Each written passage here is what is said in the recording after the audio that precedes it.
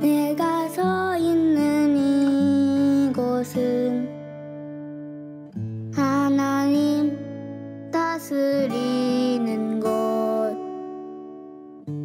내가 사는 이 삶의 주인은 오직 하나님이시니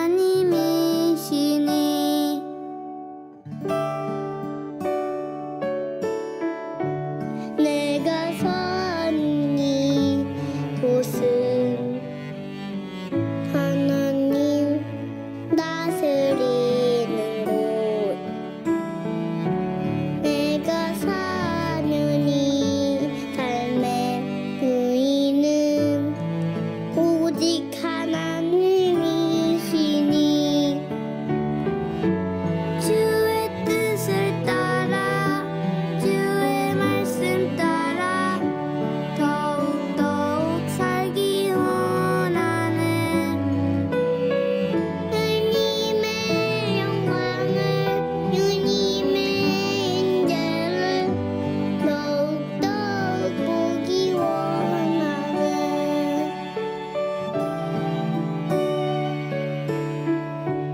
나와 함께하여 주시고 은혜로 채워주시며 푸른 토장 맑은 물가로 언제나 인도하여 주시니 주의 뜻을 따라 주의 말씀 따라 더욱 살기 원하는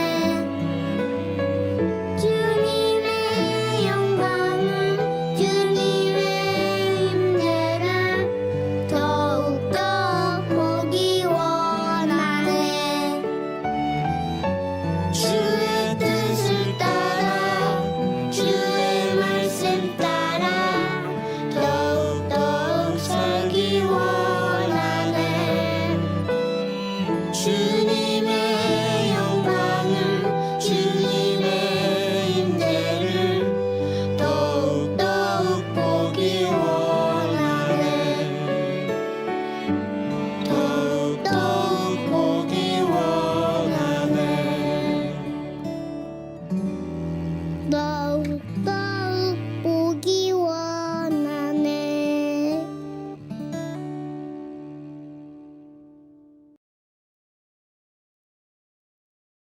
그러한데 어찌하여 네가 여호와의 말씀을 업신여기고 나 보기에 악을 행하였느냐. 네가 칼로 햇사람 우리아를 치되 아몬 자손을 칼로 죽이고 그의 아내를 빼앗아 네 아내로 삼았도다. 이제 네가 나를 업신여기고 햇사람 우리아의 아내를 빼앗아 네 아내로 삼았은즉 칼이 네 집에서 영원토록 떠나지 아니하리라 하셨고 여호와께서 또 이와 같이 이르시기를 보라 내가 너와 네 집에 재앙을 일으키고 내가 네 눈앞에서 네 아내를 빼앗아 네 이웃들에게 주리니 그 사람들이 네 아내들과 더불어 백주에 동침하리라. 너는 은밀히 행하였으나 나는 온 이스라엘 앞에서 백주의 일을 행하리라 하셨나이다 하니 다윗이 나단에게 이르되 내가 여호와께 죄를 범하였노라 하매 나단이 다윗에게 말하되 여호와께서도 당신의 죄를 사하셨나니 당신이 죽지 아니하려니와 이 일로 말미암아 여호와의 원수가 크게 비방할 거리를 얻게 하였으니 당신이 낳은 아이가 반드시 죽으리다 하고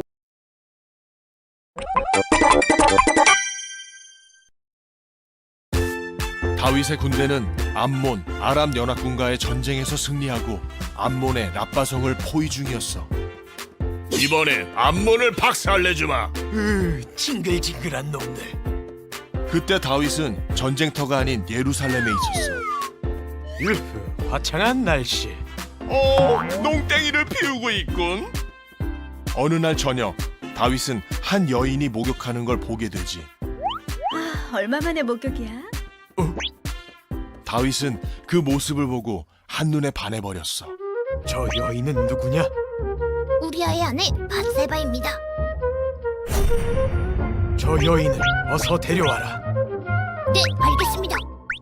다윗은 밧세바를 데려와 취하는 죄를 범하고 말아. 아니, 다윗이 어떻게?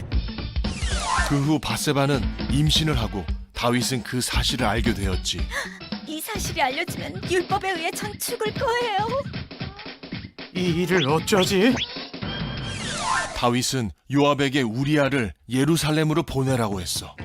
왕이시여, 지금 전쟁터에서는. 됐고, 어서 집에 가서 쉬어라. 하지만 우리아는 집에 가지 않고 왕의 신하들과 함께 잠을 잤지. 전쟁터에 동료들이 있는데 어찌? 난 스타가 될 거야. 슈퍼파워.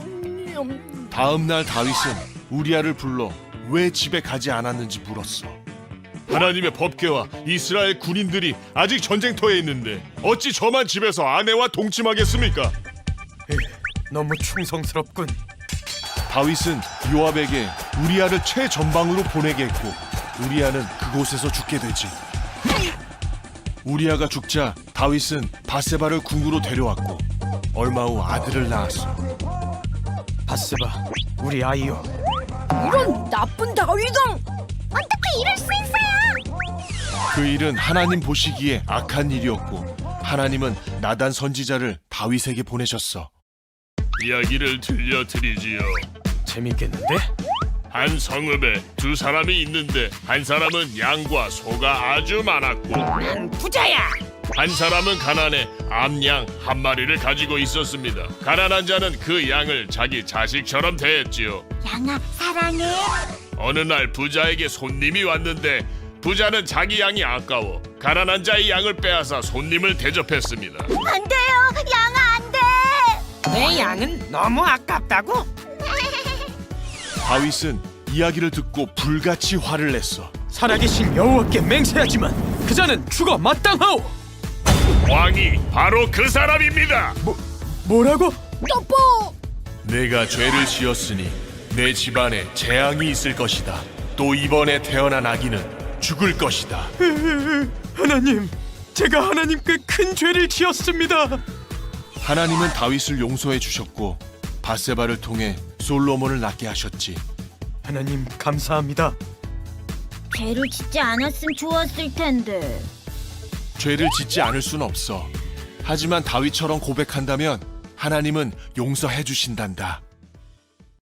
친구들 반갑습니다. 예배 자리에 변함없이 나와준 우리 친구들 너무 감사하고 사랑합니다. 우리는 다윗의 이야기로 나아가고 있는데요. 오늘은 다윗의 인간적인 모습, 나약한 모습, 지워버리고 싶었던 그런 모습과 그 모습 속에서도 하나님을 찾고자 노력했던 이야기를 나눠보려고 합니다. 그의 이야기를 시작하기에 앞서서 본문 한 절을 보기 원합니다. 나를 주 앞에서 쫓아내지 마시며 주의 성령을 내게서 거두지 마소서. 다윗이 쓴 시의 일부예요. 주님 나를 버리지 말아주세요. 주님의 성령을 거두지 말아주세요. 라고 기도하고 있는 거죠. 지금까지 다윗의 멋진 모습, 이스라엘 역사뿐 아니라 기독교 역사 가운데 가장 귀한 믿음의 인물인 다윗 왕이에요. 하나님이 가장 사랑했던 왕의 기도가 이렇게 기도하고 있는 거죠. 가장 솔직하고 가장 가슴 절절한 시예요. 하나님께서 나를 버릴 수밖에 없다는 그런 심정으로 회개하는 기도예요. 자, 그에게 무슨 일이 일어났을까요? 다윗은 왕이 되기 전 무려 16년에서 20년 가까이 집도 없이 떠돌며 고난의 세월을 보냈어요. 수많은 전쟁에 긴장감 있게 살았을 거예요. 50대가 된 다윗은 이제 성공의 절정에 이르렀어요. 영토는 늘어나고 나라는 번영했어요. 20년 가까이 왕으로 이스라엘을 다스리는 동안 용사였고 음악가고 정치가고 정말 부족함이 없이 살았어요. 방대한 지역을 다스리는데 보좌하는 신하들도 하나같이 훌륭했어요. 게다가 그에게는 든든한 법궤가 함께하고 있었어요. 하나님과 백성들 모두를 다 가졌다고 생각했죠. 자, 우리 친구들, 고산병에 대해 들어봤나요? 높은 곳에 올라가면 산소가 희박해지고 그래서 걸리는 병이 고산병인데 다윗은 지금 너무 높은 곳에 올라가 고산병에 걸린 사람처럼 비실비실 거려요. 왜 그럴까요? 이전까지만 해도 늘 전쟁의 선봉에서 이스라엘의 승리를 이끌었던 다윗 왕이 한참 전쟁 기간임에도 불구하고 전쟁에 참여하지 않았어요. 휴일 오후처럼 낮잠도 자고 아무 때나 일어나고 때마침 저녁이었어요. 높은 궁궐 옥상에 올라가 밧세바라는 여인이 목욕하는 모습을 그만 보고 말았어요. 다윗도 순식간에 눈을 돌릴 수 있었어요. 그러나 정말 다윗은 눈을 멈추지 않고 자꾸 그 여인을 훔쳐보게 됩니다. 다윗은 곧 신하를 보내 그녀가 누구인지 알아보게 합니다. 그녀는 바로 우리아의 아내 밧세바였어요. 유부녀고 그 남편은 훌륭한 군인이었어요. 우리아는 나라를 위해 싸우러 전쟁터에 나가 있는 훌륭한 장군이었어요. 다윗은 죄를 멈출 수도 있었어요. 하지만 다윗은 다시 신하를 밧세바에게 보냅니다. 그리고 죄를 짓기로 선택하죠. 순식간에 제7계명 간음하지 말라, 제10계명에 내 이웃의 집을, 내 이웃의 아내를 탐하지 말라를 어기고 맙니다. 밧세바는 임신했다고 다윗에게 알리죠. 큰일이 났죠. 남편도 없이 임신했으니까. 자, 밧세바는 물론이요. 모든 사람이 불륜죄로 벌을 받게 됩니다. 다윗 왕은 이를 무마시키기 위해 이번에는 요압에게 메시지를 보냅니다. 우리아를 예루살렘으로 올라오게 하는 거죠. 밧세바의 남편이 전쟁에서 돌아오자 집에 가서 쉬라고 그를 집으로 보냅니다. 그러나 우리아 장군은 전쟁터에서 전우들이 찬 이슬을 맞으며 자고 있는데 자신만 집에 가서 쉴 수 없다며 왕궁의 찬 바닥에서 잠을 자고 말죠. 다윗은 이리저리 꼼수를 부리다가 최후의 방법으로 우리아를 맹렬한 적진인 전쟁터에서 죽음을 당하도록 요압에게 명령을 내리고 말죠. 자, 우리아까지 또는 다른 부하들까지 죽고 말아요. 제6계명에 살인하지 말라 명령도 어기고 맙니다. 다윗 왕은 하나님과의 관계가 단절되고 말았어요. 그리고 우리아가 땅에 묻자마자 다윗은 기다렸다는 듯이 밧세바를 데려오고 신방을 차렸어요. 이때쯤 나단이라는 선지자가 나타나요. 왕의 곁에서 하나님의 뜻을 전하는 사람이었어요. 다윗에게 이렇게 전합니다. 제가 이스라엘 가운데 아주 흉악한 일을 보았습니다. 부자와 가난한 자가 한 동네에 살고 있었는데 부자에게는 양떼가 많고 가난한 자에게는 양이 하나라 딸처럼 그 양을 사랑하며 키웠습니다. 그런데 어느 날 부자가 가난한 자의 양을 빼앗아서 바베큐로 만들어 잡아먹고 말았어요. 다윗이 그 말을 듣고는 수염이 곤두서고 옥자를 꽉 쥔 채 이렇게 노하며 말합니다. 이런 나쁜 놈을 보았느냐? 그 놈을 반드시 벌을 주어야 한다. 심지어는 왕은 그를 죽여야 한다고 사형 선고를 내립니다. 그때 나단이 무엇이라고 말했을까요? 그러한데 어찌하여 내가 여호와의 말씀을 업신여기고 나 보기에 악을 행하였느냐? 내가 칼로 헷 사람 우리아를 치되 암몬 자손의 칼로 죽이고 그의 아내를 빼앗아 내 아내로 삼았도다. 이제 내가 나를 업신여기고 햇사람 우리아의 아내를 빼앗아 내 아내로 삼았은즉 칼이 내 집에서 영원토록 떠나지 아니하리라 하셨고, 당신이 그 사람이요. 이것을 알기까지 참 어려운가 봅니다. 우리도 그렇고 정말 다윗도 그랬어요. 자, 하나님은 다 알고 계셨어요.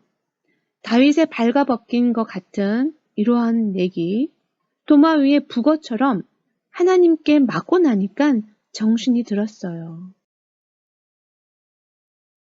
다윗은 둘러댈 말이 없었어요. 마침내 하나님의 선고가 떨어집니다. 칼이 내 집을 떠나지 않을 것이다. 내가 내 아내들을 다른 사람에게 주리라. 이렇게 하는 이유는 내가 나를 업신여겼기 때문이다. 이 모든 말을 들은 다윗은 어떻게 했을까요? 맞아요. 회개했습니다. 다윗에게 두 번째 기회가 생긴 것은 바로 회개했기 때문이죠. 하나님 앞에서 다윗은 자신의 잘못을 철저히 온전하게 회개하였고 하나님 앞에 용서를 구했어요. 나단의 예언처럼 그는 그가 지은 죄의 열매로 아들의 생명을 하나님께 드려야 했고 아들의 그 죽음으로 인해 가슴이 터져버릴 듯한 아팠지만 그 자신은 하나님께 용서를 받고 다시 살아갈 수 있었어요. 다윗의 마음이 우리 친구들에게도 있나요? 우리도 다윗처럼 늘 죄를 지어요. 그러고 싶지 않은데 우리는 자꾸만 죄를 선택하게 됩니다. 자꾸 실수하게 되죠. 하지만 다윗처럼 회개할 용기가 우리 친구들에게도 있나요? 용서를 해주고 싶으셔서 주님이 오셨어요. 십자가의 모진 고통을 다 담당하신 것은 단 한 가지 소망 때문이에요. 용서해주고 싶으셨던 거죠. 하나님께서 우리의 잘못을 들고 나아가면 우리를 용서해 주시고 우리를 구원해 주시는 분이십니다. 그러니 주님께 구하는 우리 모두가 되기를 축복합니다. 기도하겠습니다. 사랑의 아버지 하나님, 우리를 이처럼 사랑하셔서 우리들의 죄를 용서해 주시고 기다려 주시니 참으로 감사드립니다. 아버지 하나님, 우리를 사랑해 주신 것만큼 우리도 그 사랑을 품고 다른 이들을 사랑하는 그런 믿음의 사람이 되게 해주세요. 그리고 하나님께 용서와 구원을 구하는 우리 친구들이 되기를 기도합니다. 예수님의 이름으로 기도드려옵나이다. 아멘.